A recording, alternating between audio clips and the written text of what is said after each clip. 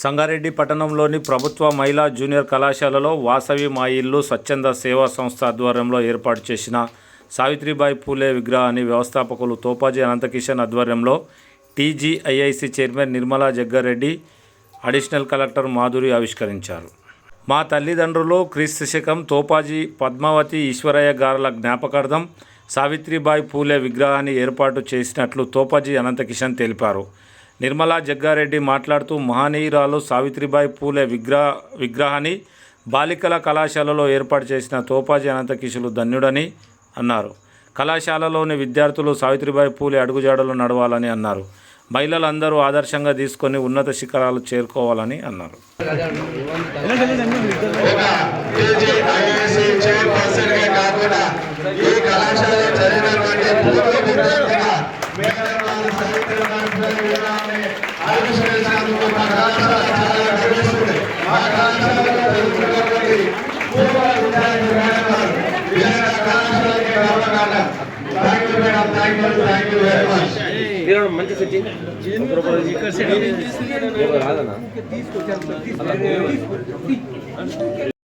మహాత్మా గాంధీ ఒక సంస్థకి తను ఉండడం అనేది గొప్ప కారణం.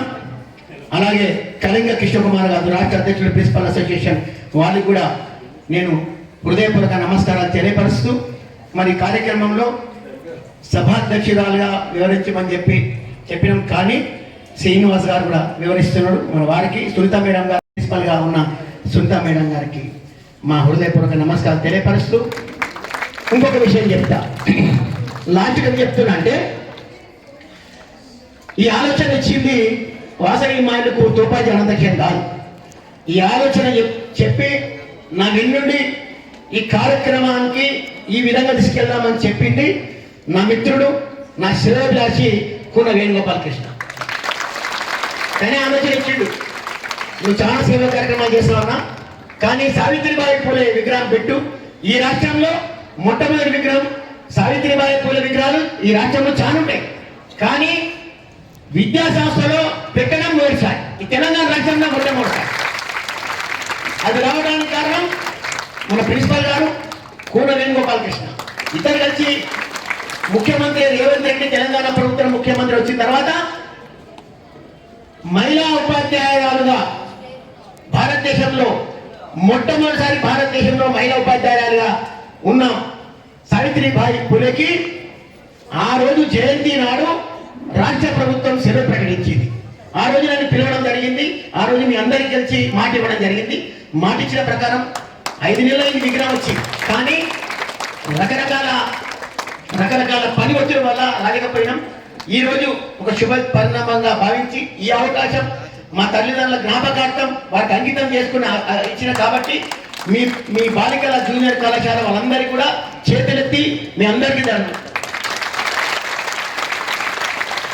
మరి ఇంతకుముందు సావిత్రిబాయి పూలే గురించి ఇంతకుముందు చాలా మంది చెప్పడం జరిగింది. మరి తాను 1831 సంవత్సరంలో మహారాష్ట్రలో జన్మించి సత్వర జిల్లాలో జన్మనిచ్చింది.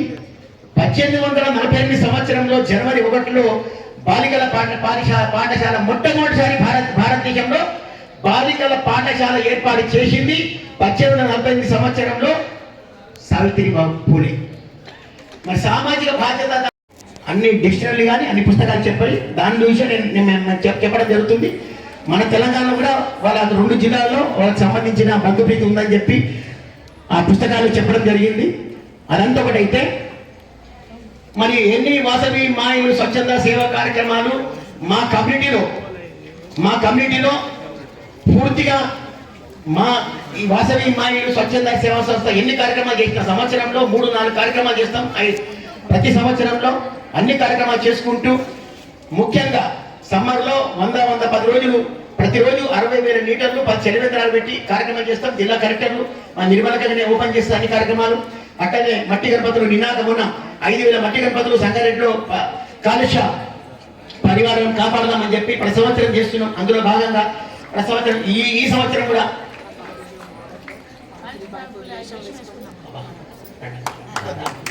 మరి సావిత్రిబాయి పూలే వేషధారణ వచ్చిన మరి మాకు కూడా ఎంతో గర్వకారణం. తల్లి నీ పేరమ్మా? అమూల్య సావిత్రిబాయి పూలేగా ఈరోజు నేను మరి ఎంతో గర్వకారణం. ఈరోజు నాకు ఈ అవకాశం ఇచ్చినందుకు అమ్మ ఉండమ్మా ఉండుతాను అవకాశం ఇచ్చిన నా సీట్లో కూర్చోతాను నాకు అట్లా కూర్చో గొప్ప మహనీయురాలు వేషధారణ వేసినాం. మరి వాసవి మాయలు సత్య ఎందుకంటే మరి విగ్రహం పెట్టుకుంటూ నువ్వు అట్లే ఉన్నావు తల్లి. విగ్రహం చూసే వేసారా? దీని వెనుక రెండు కనబడిన శక్తులు మీ అందరికీ ఉన్నాయి. స్టేజ్ మీద కూడా చాలా మంది తెలియదు కాబట్టి చెప్తున్నా. వాసవి మాయిలు స్వచ్ఛంద సేవా సంస్థ ఏ కార్యక్రమాలు పెట్టినా ఆ కార్యక్రమంలో బలంగా ఇప్పటివరకు ఈ కమిటీలో 26 మంది కూడా మెంబర్లు ఉన్నారు. ఈ కమ్యూనిటీకి ఈ 2024 సంవత్సరం దాకా ఎన్జిఓ ఆర్గనైజేషన్ గా గుర్తింపబడ్డారు. అది భారత ప్రభుత్వం కేంద్ర ప్రభుత్వం ద్వారా నీతి ఆయోగ్ ద్వారా జిల్లా కలెక్టర్ ద్వారా ఈ మధ్య కాలంలోనే సంగారెడ్డిలో ఉన్న 16 SC ST హాస్టల్ దుప్పట్ల పంపిణీ కార్యక్రమంలో నిర్మలక చేతుల మీద కలెక్టర్ చేతుల మీద ఆ సర్టిఫికేట్ తీసుకోవడం జరిగింది.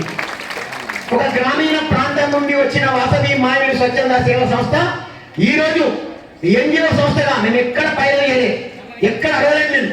వాళ్ళంతా వాళ్ళుగా ఎంక్వైరీ చేసి 6 నెలలు ఎంక్వైరీ చేసి ఎన్జిఓ సర్టిఫికేట్ గా మమ్మల్ని గుర్తించి ఈరోజు Lions club, rotary club, Vasavi club international ధీటుగా మమ్మల్ని CSR ఫండ్స్ కూడా మీరు ఎలిజిబిలిటీ అయితేను ప్రతి దానిలో మీ ఎన్జిఓ ఈ భారతదేశంలో మా పాస్వర్డ్ కొడితే వాసవి మాయలు స్వచ్ఛంద సేవా సంస్థగా రికగ్నైజ్ అయింది. ఇంతకన్నా గొప్ప అవకాశం ఇంకేం కావాలి మాకు? ఇంకా ఎన్ని కోట్లు సంపాదించినా, ఎన్ని బిల్డింగ్లు కట్టినా, ఎన్ని చేసినా ఇంతకన్నా గొప్ప సేవ దొరకదు. అదంతా మీరు అందరు ఇచ్చిన, ప్రజలు ఇచ్చింది, మా వయసులు ఇచ్చింది, మా వాళ్ళు ఇచ్చింది. ఒక్కటైతే అయితే జన్మనిచ్చిన తల్లిదండ్రులు సేవ చేసుకోవడం ఎంత గొప్ప అనేది నాకు ఇచ్చిన అవకాశం ఎంత అయితే సమాజంలో వైశ్యులు నాకు ఇంతవరకు ఎదగడానికి ఈ రూపంగా తీసుకొచ్చిన వైశ్యులు ఎంత గొప్ప వ్యక్తి అయితే ఈ సమాజంలో ఒక నాయకుడిగా మీ ముందు నిలబెట్టి నా సంస్థకు, నా ఇంటికి, నాకు ఒక గాడ్ ఫాదర్ గా ఉన్న మా నాయకుడు జగ్గారెడ్డి గారు కూడా ఈ సందర్భంగా అతనికి కృతజ్ఞతలు తెలియపరుస్తుంది. మరి చెప్తూ అద్భుత శక్తులు మీకు జ్ఞాపకం మరిచిన ఎన్జిఓ ఆర్గనైజేషన్ అయిన తర్వాత 5 నుంచి 6 మందిని మా బోర్డు డైరెక్టర్గా ఇతరత్ర కమిటీ వాళ్ళని తీసుకోమని కూడా చెప్పింది. కానీ అది చెప్పింది 2024 సంవత్సరం. కానీ ఈ 18 సంవత్సరాలలో నా ఎంబ నుండి వాసవి మాయిలకు ఒక వైశ్యులే కమ్యూనిటీ ఇది మనం ఎందుకు ముందు ఉండాలి, మనం చేయొద్దా లేదా పట్టించుకోలేదు. ఆ 2 వ్యక్తులు మా గంగేరి శ్రీహరి, సుధాకర్, వీళ్ళిద్దరు కూడా మా కమ్యూనిటీ వాళ్ళు కాకుండా రాత్రి 11:30 వరకు మా శ్రీహరి ఇక్కడే ఉండి ఈ కార్యక్రమాలు అన్ని విగ్రహం పెట్టియడము, ఈ శిలాభగ్నం పెట్టియడము, ఈ డెకరేషన్ చేసాడు. పొద్దున 5:30కు మా సుధాకర్ ఇక్కడ నుండి నేను 10:30కు వచ్చిన ఈ రోజు ఈ కార్యక్రమంలో పాల్గొనడానికి ఎంతో సహకరించాడు. అంటే మనసుంటే మార్గాలు ఎన్నో దానిలో ఉండట్లో వీళ్ళిద్దరు కూడా ఒక ఆదర్శం. మరి కార్యక్రమంలో వాసవి మాయిలు స్వచ్ఛంద సేవా సంస్థలో నా కుటుంబం తరఫున నా కుమారుడు తోపాజీ హరీష్ నాకున్న సమయంలో తను కూడా పాలు పంచుకొని అన్ని కార్యక్రమంలో ముందుండి చేస్తాడు. మరి జనరల్గా స్వచ్ఛంద సేవా సంస్థలు నడిపారంటే చాలా రకమైన ఇబ్బందులు ఆర్థికంగా కూడా కావాలి. కానీ నా కుటుంబం, నా భార్య కానీ, నా కోడలు కానీ గోవనంటారు సేవ చేయడమే ముఖ్యమంటారు. కాబట్టి నా కుటుంబం యొక్క సహకారం ఉంది, మరి నా ఫ్యామిలీ సహకారం ఉంది, నా మిత్రుల సహకారం ఉంది, నా నాయకుని, నా గాడ్ ఫాదర్ సహకారం ఉంది, మా వైశ్యుల సహకారం ఉంది. కాబట్టి ముందెళ్ళడానికి ఇంత వాసవి మాయిలు స్వచ్ఛంద సేవా సంస్థ ఇంత గర్వకారణంగా చెప్పుకొని ఇవ్వడానికి ఇంతమంది కారణం. నేను ఒక్కనే కాదు, ఇంతమంది కారణం చెప్పిన నా భార్య చెప్పిన తోపాలి తేజావతి లేవు ఒకసారి జనరల్గా రాదని ఫస్ట్ టైం డైస్మెంట్ వచ్చింది. వాసవి మాయిలు స్వచ్ఛంద సేవా సంస్థ 18 సంవత్సరాల్లో మొట్టమొదటిసారి డైస్మెంట్ తీసుకొచ్చిన మొట్టమొదటిసారి డైరీ తీసుకొచ్చిన అది కూడా దండం పెట్టండి. అది కూడా మీ స్కూల్ తీసుకురావడం మా అమ్మ నాయన పైన ఉన్నారు, వాళ్ళ యొక్క దయ వల్ల మేమందరం ఈరోజు ఇంటికి వచ్చినాం. నా కోడలు కూడా ఎక్కాను లేవమ్మా. ఎంబీఏ స్టూడెంట్ అని హరీష్ లేవు, ఇద్దరు భార్య భర్తలు ఇద్దరు. వీడు అమ్మాయి నా మన్మడు. Right, thank you. మరి మీరందరూ కూడా చాలా సావిత్రిబాయి పూలే విగ్రహ ఆవిష్కరణ. మరి ఈ ఆవిష్కరణ జూనియర్ కాలేజ్ చేస్తున్నానంటే నిజంగా మీ అందరితో పాటు కూడా సంతోషపడ్డరాని నేను ఒకదాన్ని. ఆ చరిత్ర నాకు కూడా ఉన్నది, ఎందుకంటే ఈ కాలేజీలోనే స్టూడెంట్ కాబట్టి మా కాలేజీలో అనే భావనతో నేను చాలా హ్యాపీగా ఫీల్ అయినా, అదృష్టంగా భావిస్తున్నాను. హ్యాపీగా అదృష్టం. మరి ఈరోజు ఇంత మంచి వాతావరణం, ఇంత మంచి కార్యక్రమం ముందుకు తీసుకెళ్తున్న ప్రిన్సిపల్ గారికి, ముఖ్యంగా తల్లిదండ్రుల జ్ఞాపకార్థంగా తోపాజీ అనంత కిషన్ గారు మనమందరం కూడా స్ఫూర్తిగా తీసుకోవాలి. ఈరోజు ఇట్లాంటి కార్యక్రమం చేస్తుందంటే మనకు కూడా అమ్మ నాన్న ఉన్నారు, మనం కూడా మరి ప్రతి దానిలో కూడా సమాజంలో వెళ్ళాలనే స్ఫూర్తిదాయకంగా మన ముందు అనంత కిషన్ గారు ఉన్నారు, వాళ్ళ ఫ్యామిలీ కూడా ఉంది. అట్లాగే వేదిక పైన లింగన్న గారికి, లింగన్న నేను కూడా శిశు మందిలో చదివిన, అప్పటి నుంచి కూడా మరి కులం నుంచి ప్రోత్సహిస్తారో తెలియదు. మరి జగ్గారెడ్డి గారు భారీగా కాదు, నాకైతే తెలుసు, నాకు రక్త సంబంధంతోనే లింగన్న నన్ను బాగా దగ్గర తీస్తుంటారు. మరి వేణు అయితే మరి ఎవరికి తెలుసో తెలియదు కానీ మీ ఏజ్లోనే వేణు సైకిల్ మీద ఢిల్లీ దాకా పోయొచ్చింది. సైకిల్ పైన ఎందుకు పోయిండు? సంగారెడ్డిలో సైకిల్ దొక్కలేమా? సంగారెడ్డిలో సైకిల్ తిరగవచ్చు కదా. కానీ విద్యార్థి దశలోనే మన క్యాపిటల్ సిటీ మన ఇండియాకి ఢిల్లీకి వచ్చిందంటే ఇక్కడ నుంచి అక్కడ దాకా ఏం జరుగుతుంది, ఏముంది, ఇంకా ఏం చేయాలి సమాజంలో మనము ఉన్నందుకు మన కర్తవ్యం ఏంటని తెలుసుకోవడానికి వేరే ఇక్కడ నుంచి అక్కడికి పోయొచ్చి మరి ఈరోజు మన ముందు ఇంత గట్టిగా మాట్లాడుతుందంటే నేను మరి ముఖ్యంగా ఎక్కువ ఏది ఇష్టపడతా అంటే వివేకానంద పుస్తకాలు చదివి దాన్ని అందరూ కూడా మరి పంచిపెట్టే తత్వం. పైసలు ఇచ్చిన మర్చిపోతాం కానీ మరి చదువు మన విద్యను ఎవరికైతే పంచిపెడతామో వాళ్ళు మహనీయులు అవుతారు. కాబట్టి అలాంటి దారిలో మన వేణున్నాడని తెలియజేస్తున్నాం. అలాగే గోవిందరావు గారు మరి మంచి ఆఫీసర్ గారు, మరి సహకారము మన ప్రిన్సిపాల్ చెప్పిండ్రు, మంచి సహకారం ఇస్తూ ముందుకు నడుపుతున్నందుకు వారు కూడా కృతజ్ఞతలు. అట్లాగే మా ఇల్లు, మీ ఇల్లు కావచ్చు, మా ఎవరి ఇల్లు అన్నా కానీ మా ఇల్లు అనేది ప్రేమ బంధము పెంచుకున్న మా సేట్లందరికీ కూడా నమస్కరిస్తున్నాను. మరి నిన్న మొన్ననే నేను చూసిన పేపర్లో కార్మికులకు, మున్సిపల్ కార్మికులకి మరి రెయిన్ కోట్లు ఇచ్చింది. ఏదో మరి ఎంతమంది ఉన్న రెయిన్ కోట్లు ఇచ్చి వాళ్ళని ప్రోత్సహించింది. అంటే సమాజంలో ఏది అవసరం ఉంటుందో, సమాజంలో ఎవరికి మనం చేస్తే పేరు వస్తుందో, పేరు కాదు సహాయం చేసినామనే దక్కుతుందనే ప్రతి ఆలోచన ముందు పెట్టుకొని నడుపుతున్న మా ఇల్లు సభ్యులకు అందరికీ కూడా పేరు పేరు నమస్కరిస్తూ, ఇక్కడ ఇచ్చేసిన పెద్దలందరికీ కూడా నమస్కారం తెలియజేస్తూ, నా ముందు ఉన్న విద్యార్థులకి నా ఆశీస్సులు తెలియజేసుకుంటూ, మరి విగ్రహం పెట్టుకున్నాం. అసలు మాటలు వస్తలేదు, ఏం మాట్లాడినాక నిజంగానే ఏం మాట్లాడాలి కూడా మర్చిపోయినాం. నేను ఇక్కడ ఉన్నానని ఆలోచన చేస్తలేదు, నేను మీ దగ్గర ఉన్నానని ఆలోచన చేస్తున్నా. నేను ఆ స్థాయికి వచ్చినా నాకు ఈరోజు నేను ఒక స్టూడెంట్ లాగానే నేను ఆలోచన చేస్తున్నా. విగ్రహాలు పెట్టుకోవడం చాలా మంచిది, కానీ దాన్ని ఒట్టిగా చూసి ఆనందించడం కాదు. విగ్రహాలు పెట్టినామంటే వాళ్ళని స్ఫూర్తిగా తీసుకొని మనమేం చేయాలి, వాళ్ళు ఎలా పుట్టినో మనం అలాగే పుట్టినాము ఈ భూమి మీద, మరి వాళ్ళకి ఆ పేరు ఎందుకు వచ్చింది, మనం కూడా అట్లాంటి పేరు తెచ్చుకోవాలి, స్థిరస్థాయిలో ఉండాలని ఆ స్ఫూర్తిదాయకంగా మనం వెళ్ళాలి. ఇప్పుడే మనం లింగాన చెప్పిండు మహాత్మా గాంధీ మరి 1,00,000 ఫోటోల మరి పెట్టడం జరుగుతుంది. మరి మహాత్మా గాంధీ గారు ఏం చేసిన మీ అందరికీ తెలుసు చరిత్ర. ప్రతి ఒక్కరు కూడా చరిత్రలో మిగిలిన విధంగా మనం కూడా ఉండాలి, అట్లాంటి స్థాయికి వెళ్ళాలని ఆలోచన చేయాలని మీ తరఫున నేను కూడా మరి మీ స్థాయి నుంచి వచ్చి ఈరోజు మరి ముఖ్య అతిథిగా రావడం నిజంగా ఎన్నో జన్మల అదృష్టంగా భావిస్తున్నాను. నేను అదృష్టంగా అంటున్నా, నేను చాలా కష్టాలు పడ్డవక్క అని అంటున్నాను. కష్టం తర్వాతనే ఫలితం ఉంటుంది.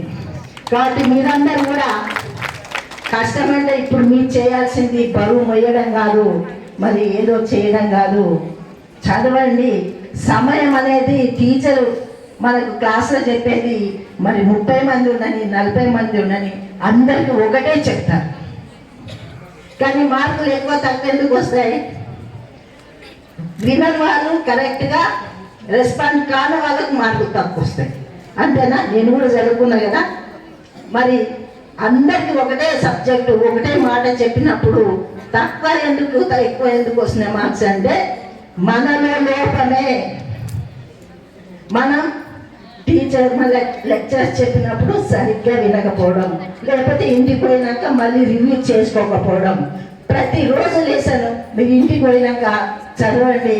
మళ్ళీ మనం ఎలక్షన్లో పడి రాత్రి పగలు చదివే అవసరం ఉండదు. ఇప్పుడు మేము టీచరే ఉండాలని అవసరం లేదు, మీకు ఫోన్లు ఉన్నాయి. మన వేణు 45 నిమిషాలు ఇచ్చిండు, రోజు ఫోన్ చూడొచ్చని. ఆ 45 నిమిషాలు మరి మీ చదువుకు ఉపయోగించండి.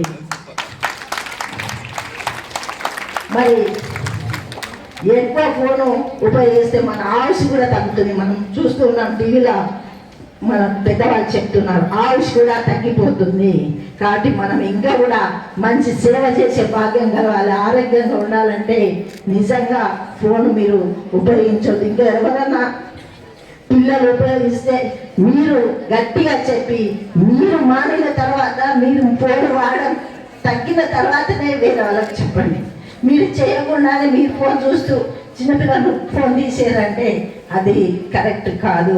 మీకు వాళ్ళు ఇలా కూడా ఇయ్యరు, నువ్వు చూస్తూ నేను చూడొద్దా అంటారు. కాబట్టి మీరందరూ కూడా మంచి మార్గంలో నడవాలని ఈరోజు సావిత్రిబాయి పూలే గారి విగ్రహం నిర్వహించుకున్నాం. మరి నేను ఈ స్థాయికి వచ్చినాను అంటే first batch junior college Sangareddy girls కాలేజ్లో ఫస్ట్ బ్యాచ్ నేనే ఉన్నా. 38 లాస్ట్ ఎందుకు వచ్చిందని కూడా చెప్తా. అంతే కథ అందరినీ చెప్పలేదు కానీ అప్పుడు కూడా జగ్గారెడ్డి గారు బాయ్స్ కాలేజ్లో ఇన్వాల్వ్ అయ్యి బైపీసీలో నేను సీట్ తీసుకుంటే నన్ను ఎవడో చాక్పీస్తో కొట్టినట్ట నాకు తెలియదు. జగ్గారెడ్డి గారు అది చూసి నాకు తెలియకుండానే సీట్స్లో ట్రాన్స్ఫర్ చేయించింది. అప్పుడు ఏం బంధం లేదు ఏం లేదు, చాలా భయం. అప్పుడు కాలేజీలో జగ్గు అంటుంది, జగ్గు అన్నాక ఒక రౌడీ బయటకు వచ్చి భయపడి వణికిపోయేవాళ్ళు. అలాంటి వ్యక్తి ఆ రోజుల్లో. కానీ అట్లా నేను దుర్మార్గం కాదు, మంచి తత్వమే. కాబట్టి నేను మళ్ళీ ఈ కాలేజీలో బైపీసీ ట్రాన్స్ఫర్ కావడానికి నాకు లాస్ట్ నంబర్ 38 బైపీసీలో రిజిస్టర్లో అటెండెన్స్ నంబర్ 38.